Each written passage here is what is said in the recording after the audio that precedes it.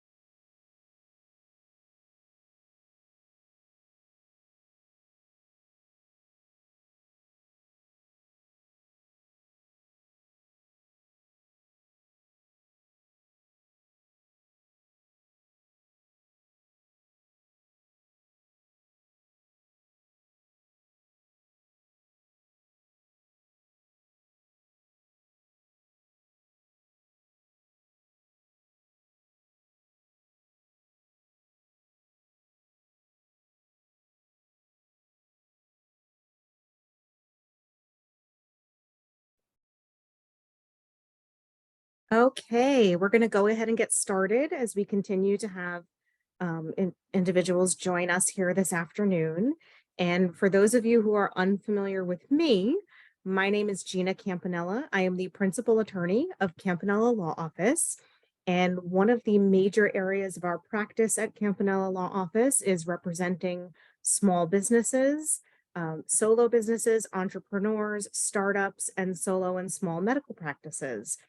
And in that scope, we are huge proponents of work-life balance, making sure that our clients do not experience things like burnout, stress, making sure that they maintain their self-care and their personal lives and their personal health while building their business. So we decided this summer we were going to bring a series of webinars, our summer wellness series, to our clients and friends to help them learn a little bit more about how they can help themselves. So I'm very excited to kick off our first in the series of webinars today with Dr. Lisa Campanella-Coppo. And yes, we do have the same last name. She is a client, my physician, and my sister. So let's all please welcome Dr. Campanella-Coppo to talk to us today about how we can avoid burnout, stress, and hypercortisolism and her functional medicine approach. Dr. Campanella. Thank you, Gina. Just a little bit about me. I am Gina's sister. I've gone through Gina's methods for establishing a small business and getting set up in a personal medical practice. And I highly recommend everything that she does, even though she's my sister. She's also a fabulous attorney. So I thank her for that. My background is I am a board certified emergency physician. I practiced actively in the emergency department up until about 6 years ago when I transitioned to an urgent care type setting. And in the last 3 years, I have been practicing functional medicine, studying functional medicine. And the last year, I've opened my practice to practice functional medicine. I'm a board certified emergency physician, and I'm also certified by the Institute for Functional Medicine in functional medicine. And I have a practice in Wayne, New Jersey. And I also see patients virtually both in New Jersey and Vermont. So that's a little bit about me. I want to talk a little bit today about what burnout is. I want to talk a little bit today about what functional medicine is. And then I want to talk about where the two sort of meet, because I have a lot of my clients coming in with burnout. And one of the biggest sources is usually the work-life balance. So it's things that we can talk about today. And before you begin, I just want to remind our attendees that they can submit any questions they might have for you throughout the presentation in the Q&A box, and there will be time for questions and answers at the end. I have no conflicts of interest. And again, this is an educational seminar or a webinar, not meant to be medical advice in any way. Okay, so let's just get on the same page about burnout. What is burnout? This is a new name, I feel like, that's come up in the last 5 to 10 years. And it really is just a catch-all phrase that talks about when you're just tired, worn out, and you can't manage your stress well. It's officially defined as a syndrome that develops in response to chronic, unmanaged stressors. And again, I emphasize chronic, unmanaged stressors And the majority of time, these are felt to be from work and the work environment, or in the home environment, particularly when you have a very stressful caregiver role, caring for older parents, caring for young children, caring for disabled family members. It's typically characterized from a medical perspective by someone with chronic extreme exhaustion. So no matter how much you sleep, you're constantly tired. Elements of cynicism and detachment, not wanting to be involved in day-to-day events, particularly events that bring joy, and a sensation in general of just lack of effectiveness at work, at home, or in the things that you would like to do. The typical factors that lead to burnout are imbalances in what you want to do and what you're capable of doing. So you're demanded to perform tasks without adequate resources. There's a mismatch between you and what your resources are and what your job description is. This could be with you trying to start your own practice and trying to juggle, everything in the beginning because you don't have help. It can be at home trying to juggle, again, small children, a relationship with a spouse, elderly parents, or it could just be in a work environment where the expectations for what you're able to do aren't matched by giving you the resources to do that.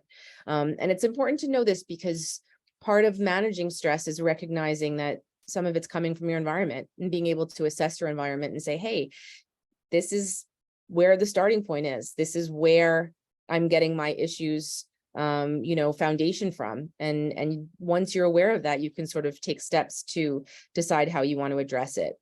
On an individual basis, burnout tends to happen when we have limited coping strategies. So for an employer or for a person who's running their own business, one of the things that you can do to improve or lessen the burden of burnout in your employees and in yourself is to try to promote fairness, community building, and employee recognition. Allow your employees to have access to wellness programs, and make sure that you provide the resources to accomplish the task. And this last one is really for the small business owners out there. Don't be afraid to ask for help, obviously, and look for ways that you can get support when you need it. These are ways that the individual person in a difficult situation can provide some self-care skills to avoid burnout. A lot of it is really changing things that you do have control over. So if you're able to adapt your work patterns, change how many hours a day you work, go from full-time to part-time, or again, hire help, those are things that can be considered. Coping skills can always be improved. It's always good to seek social support. We advocate relaxation strategies, health and fitness, and mindfulness in functional medicine. And we're going to talk more about that a bit later. So what is functional medicine? Functional medicine is a new way of looking at people and disease. And it's a systems biology based approach. So basically what that means is instead of looking at a patient as the person with hypercholesterolemia, or the patient who just had a heart attack, or the appendicitis, or the kidney failure patient, what you're looking at is you're looking at the patient who has chronic fatigue because their communication systems aren't working right, or allergies and inflammatory pathology because their immune systems aren't working right, or the digestive systems aren't working right. And you look at the body more as a web of interrelated systems that provide function to the body. And the real focus is on how does the patient feel and how are they functioning? And if they aren't functioning, what part of the web and what part of the interconnected system is kind of kinked or out of whack? And what can you do to fix that? It's more about looking at the cause of illness and the root cause of illness and what got people to where they are, rather than trying to just mitigate symptoms with prescriptions and medications. We do prescriptions and medications, but the idea is those are to support people while they are improving their health in ways that they can through modifying modifiable lifestyle factors to feel better.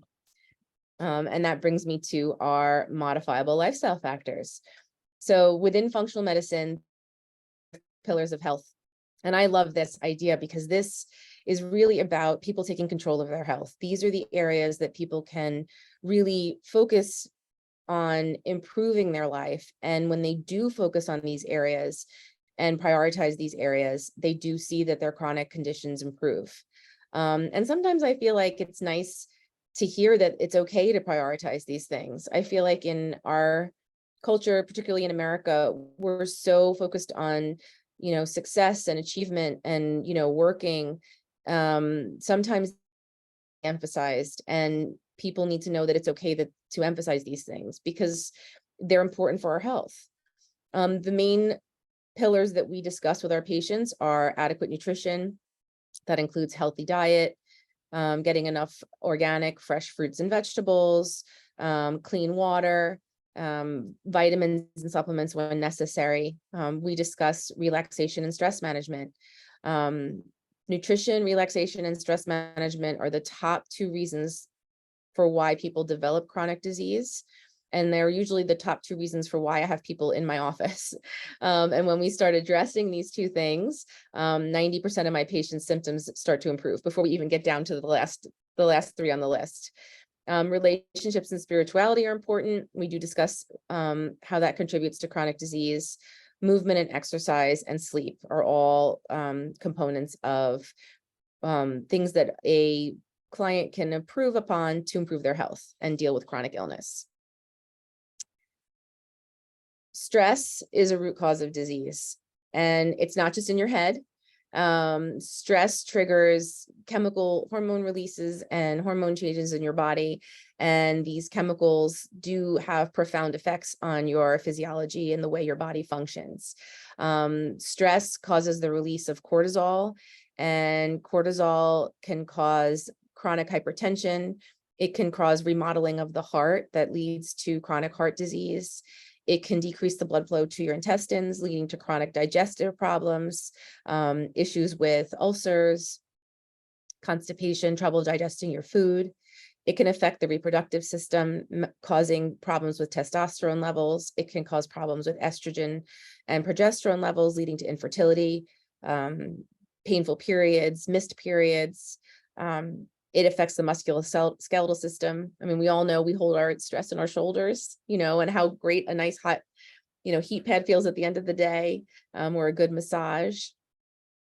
Stress causes issues with your respiratory tract, and it can also cause issues with your adrenal glands. Your adrenal glands are the glands that release cortisol, and they get tired. So if you are constantly stressed, and you're constantly releasing cortisol, eventually your adrenal glands will tire out and they won't be able to perform the way they're supposed to. And you actually can get into a situation where you have too little cortisol and you're chronically fatigued. And I'm going to show that to all of you on a couple of slides, just to get a graphic to explain that a little bit better. Sources of stress, and I'm sure you're all aware of this, but things that we do discuss, particularly with our clients, are information overload from social media and news. We're living in an environment now where your phone is constantly reminding you of things that are going on in the world. You're barraged with, messages, news, images of things that you may or may not want to be seeing. People often stay up late at night and right until right before bed on electronics. The light from the electronics is stimulatory, so it can keep your brain awake and make it hard for you to go to sleep. So that's a huge part of our chronic stress. And that's something that's really ramped up in the last decade or 2. Relationship conflicts, that's pretty self-explanatory. Expectations to multitask at work, at home, which circles us back to burnout. Social isolation, finances, and then managing chronic illness and traumatic events are all sources of stress. Again, we're going to talk a little bit about cortisol, because cortisol is the stress hormone. It is produced and released by your adrenal glands, which are small glands that sit on top of your kidneys and produce multiple hormones, but cortisol being one of the key ones. It regulates your body's stress. It's meant to rise and fall. It's not meant to stay elevated constantly. When it does stay elevated constantly, it leads to chronic disease. You can actually affect your cortisol levels by stimulating the release of a counter cortisol hormone. There is a hormone that in particular is associated with your diaphragm, that when you breathe deeply and you hold your breath, gets released in high enough amounts that it could actually counteract your cortisol. And it's also the release of this is also stimulated by resting, having a good meal, and doing calming and meditative work. So there are ways to balance your cortisol levels on a chemical level, and a lot of them have to do with behaviors, and that's in your control, which is really nice. For you science nerds, this is a cortisol curve. The bar across the bottom is basically the time of day, and you'll see that it starts at about 3 a.m. That's when your cortisol curve is at the lowest. It peaks around 6 a.m. when you wake up in the morning, and that gives you the energy that you need to do to get going with your day. And then it gradually declines till around midday, and it peters out and plateaus as you get ready for bed. And this is what a normal cortisol curve should look like. And there's a range between a high and a low normal, and you want to be nice and in the middle with this sort of thing. And this is where most of us live. This is chronic stress. So your cortisol curve becomes elevated. Usually it's at the high end when you first wake up. It starts to peter off at noon, but doesn't quite get there. And then you stay elevated in the afternoon and in the evening, right when you're about to be ready to go to bed. You're sort of wound up and hypercortisolemic, and you have trouble falling asleep. And then that contributes to fatigue, and that will contribute to increasing cortisol levels. Cortisol is traditionally associated with anxiety, depression, insomnia, but it's also associated with chronic inflammation. It can cause chronic inflammation. It can be a driver of insulin resistance, and it's a very strong driver of hormone imbalances, particularly in women where they have excess estrogen and not enough progesterone. And this is what happens when your adrenal glands are just toast. You've been chronically stressed out for years. Your body is just done. It can't function anymore. Your adrenal gland is completely tuckered out, and you can't even get the dots into the low normal range when you wake up in the morning. This is a classic picture of people who have emotional and physical burnout. It's very commonly seen in clients with depression and clients who've been diagnosed with chronic fatigue syndrome. There are ways to improve this, but it's important to realize that there's two ends of the spectrum, especially when you're trying to manage your levels. I do apologize for my voice. I woke up with a bit of a cold this morning, so I'm sorry I sound like a frog. Cortisol is also extremely important part of your circadian rhythm. Everyone knows about melatonin and the circadian rhythm. I know lots of friends who travel internationally and take melatonin to try to reset their circadian rhythms and get over jet lag. But the other player in the circadian rhythm is cortisol, and cortisol and melatonin work opposite each other. If your cortisol curve remains elevated at night and your melatonin level can't balance it, you will have insomnia and you won't be able to sleep. Melatonin is an extremely powerful antioxidant. It decreases people's risk of breast cancer and recurrent cancers in general. And when it's not able to do its job, the lack of the melatonin contributes to illness. So how can you balance your cortisol, increase your anti-cortisol hormones and chemicals, and get your body back into a nice cortisol curve? There's multiple things you can do, and these are things that we spend months sometimes working with our clients to do. But I did want to go through some easy points that you can think about, and can give you some thoughts on how you can go home today and start doing things to lower your cortisol curve. Sleep is the most important thing. You have to sleep, and you need to get to bed early. You should be in bed by 10 p.m. at night. You really want to try to turn off the screens an hour or two before bed. If you really need to have them on, you should be wearing blue light glasses to limit the stimulation of the brain from the light sources. But ideally, if you could leave your reading and your paperwork for the evening, that would be better. Optimize your nutrition. You want to have a diet that's high in healthy, lean proteins.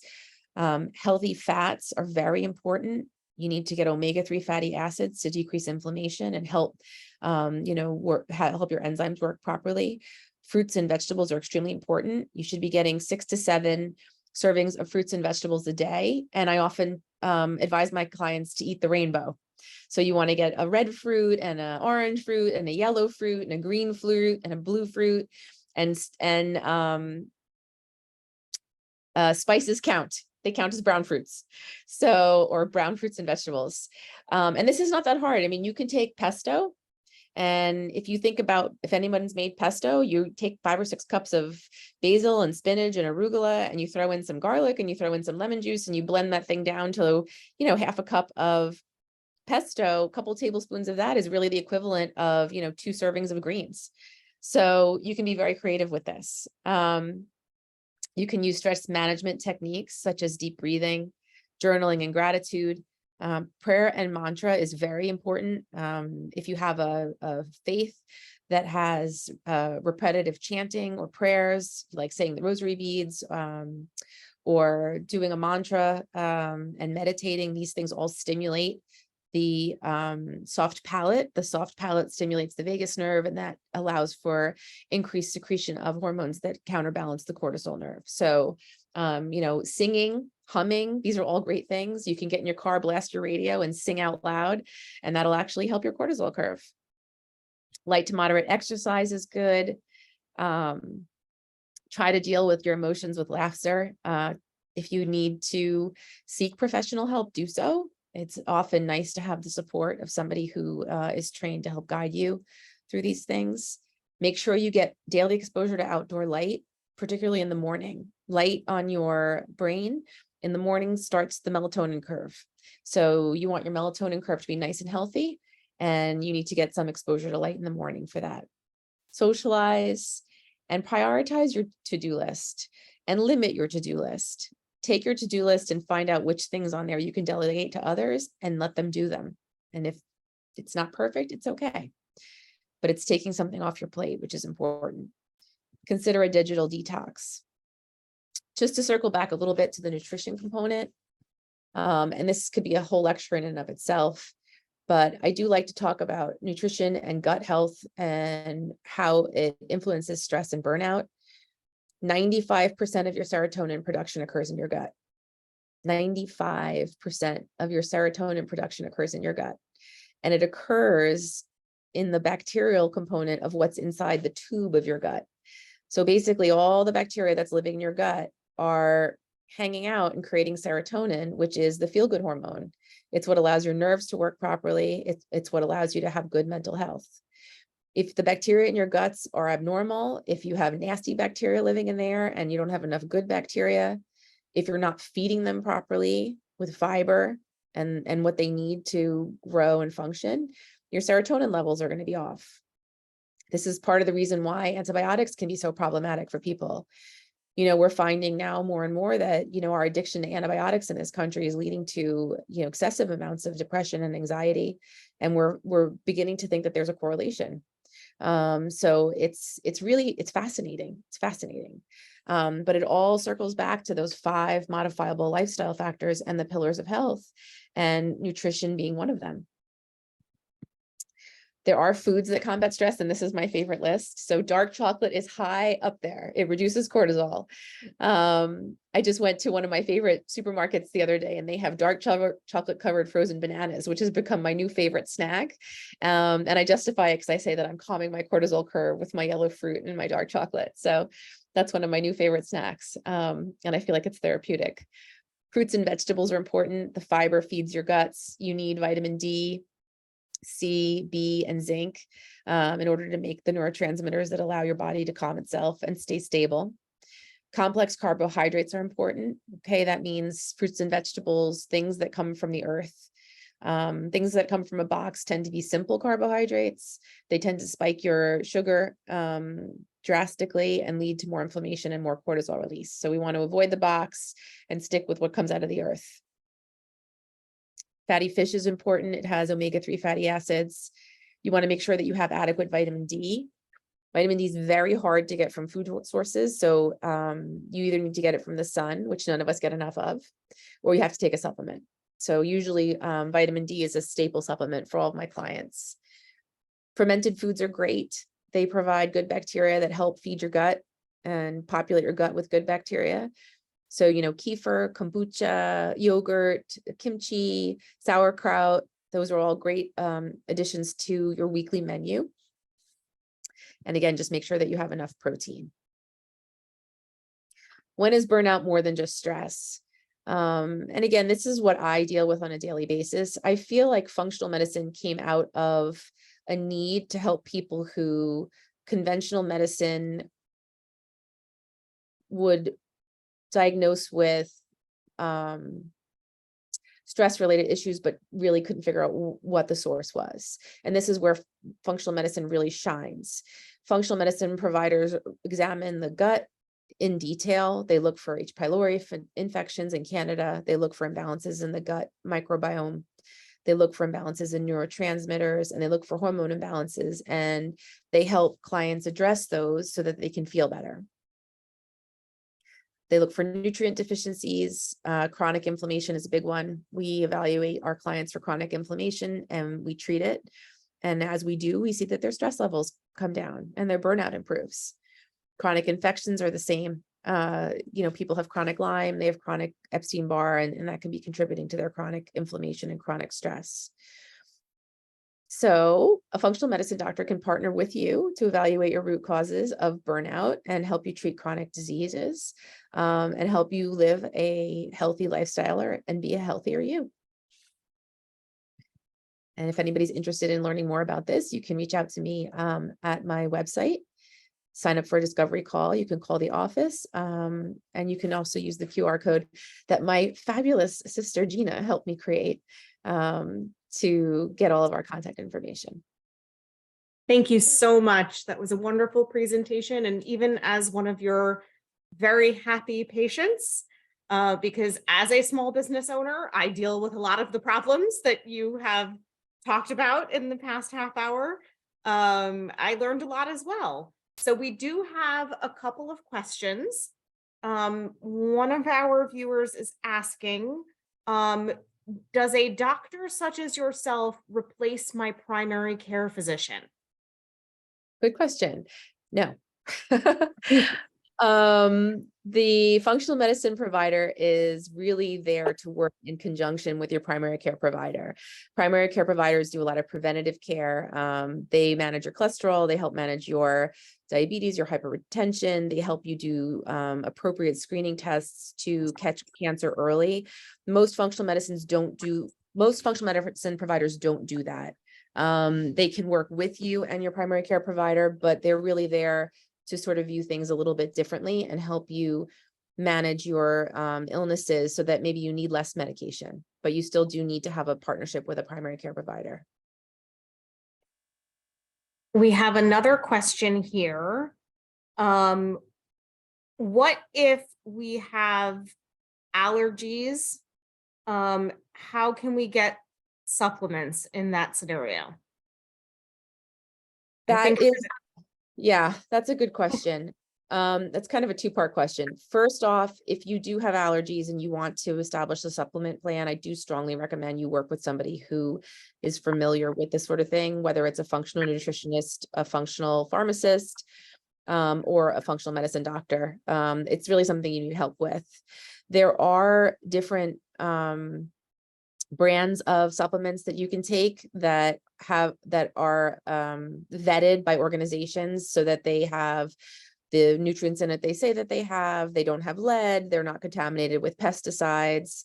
I do have a dispensary access on my website, and if you're interested in looking at different types of higher end nutraceuticals, you can access that through my website and take a look. And you can also go to a health food store if you have one that's reliable and talk to them about those as well. Okay, and I think those are all the questions that we have for today. Is there anything else, final words or thoughts that you would like to share? If you do nothing else, breathe. Take a deep breath, blow it out, and just let it go 7 or 8 times a day, and just get your cortisol curve back down. Excellent. Well, thank you so much, Dr. Campanella. We appreciate you kicking off our series. And if you enjoyed this webinar, please join us next month. We will have a pharmacist joining us to talk a little bit more in depth about supplementing and how supplements can affect your overall health and well-being. If all the attendees today will get a recording of this webinar, as well as a link to sign up for our next webinar in July. Thank you, everybody, for joining us. And thank you, Dr. Campanella. Have a good one.